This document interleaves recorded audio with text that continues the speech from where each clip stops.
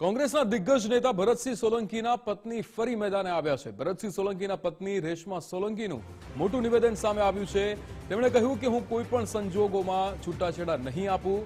સ્ત્રી મિત્ર સાથે મળીને મારી ઉપર ખોટી ફરિયાદ કરી છે। છૂટાછેડા માટે મારી પર દબાણ કરવાનો પ્રયાસ કરવામાં આવી રહ્યો છે। રેશમા સોલંકીએ કોંગ્રેસના નેતાઓ પર પ્રહાર કર્યા હતા। કોંગ્રેસે બંગડીઓ પહેરી લેવી જોઈએ, અમિત ચાવડાએ પણ બંગડીઓ પહેરી લેવી જોઈએ। કોંગ્રેસે ભરતસિંહની હકાલપટ્ટી કરી દેવી જોઈએ। લાલુના દીકરાની ઘટનામાંથી કોંગ્રેસે પ્રેરણા લેવી જોઈએ। કોંગ્રેસ પરિવારની વહુ કોંગ્રેસે મારી પડખે ઊભું રહેવું જોઈએ। ભરતસિંહ સોલંકી લગ્નનો ઘોડો છે, તેને છૂટો કરવો જોઈએ। ભરતસિંહ અને અમિત ચાવડા સામે કોંગ્રેસ પગલાં લે તેવી માંગ કરી।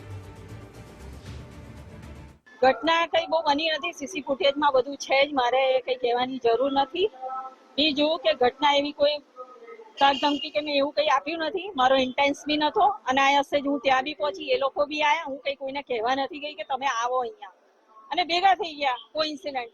તો હું રિક્વેસ્ટ તો કરું કે મારું લગ્ન જીવન બચાવવાનો હું પ્રયત્ન તો કરું ને, કે બેન તું આમાંથી નીકળી જા, તું આ બધું કરે છે સારું નથી, મારું ઘર મંડાવા દે, મને મારો પતિ સોંપી દે, બસ આ જ વાત છે।